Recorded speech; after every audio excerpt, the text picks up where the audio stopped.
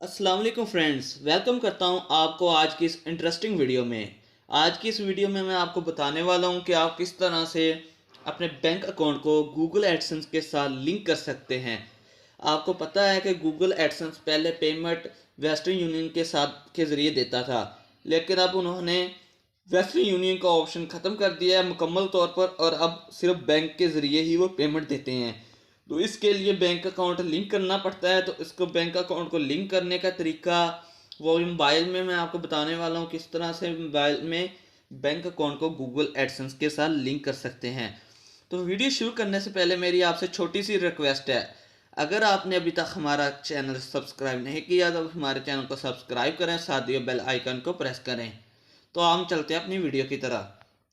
तो आपने सबसे पहले सर्च कर लेना है गूगल एडसेंस। ये देखो गूगल एडसेंस सर्च कर लेना है।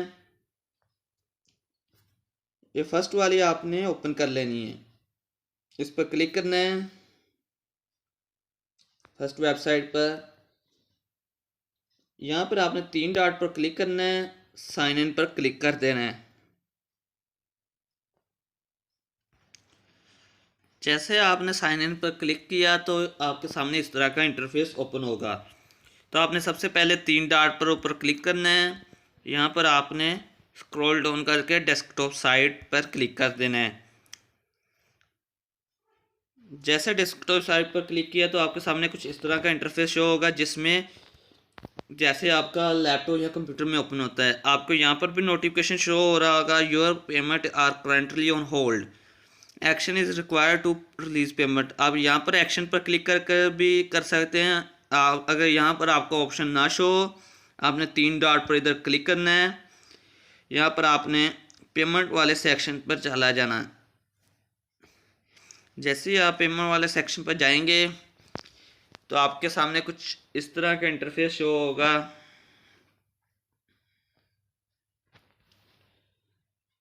ये देखें, टू सी पे out please choose a valid payment method. तो आपने यहाँ पर आपको ऐड अ पेमेंट मेथड शो हो रहा है, आपने इस पर क्लिक कर देना है। जैसे ही आप इस पर क्लिक करेंगे तो आपके सामने एक न्यू ओपन हो जाएगा इंटरफेस। ये देखें, यहाँ पर लिखा है add new wire transfer detail, add new check details. आपने चेक डिटेल्स बिल्कुल भी नहीं करना, आपने add new wire transfer details पर क्लिक कर कर यहाँ पर लिखना है। यहाँ पर लिखना है अपने बैंक का नेम, यहाँ पर लिखना है नेम ऑन बैंक अकाउंट, जो सा नेम आपने बैंक अकाउंट में दिया वो लिखना है, बैंक नेम लिखना है।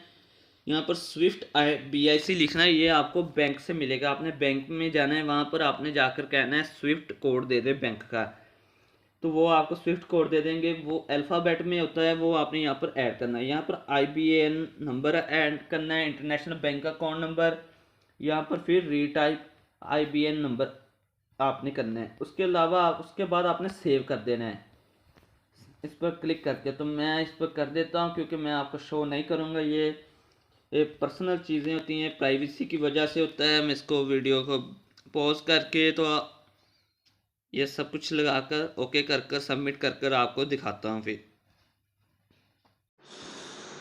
तो फ्रेंड, जैसे मैंने सबमिट पर क्लिक किया तो ये देखें मेरे सामने इस तरह का इंटरफेस आ गया wire transfer to bank account number add हो चुका है मेरा अकाउंट नंबर, और ऊपर से जो सा नोटिफिकेशन शो हो रहा था कि your payments are currently on hold, वो भी ख़त्म हो चुका है।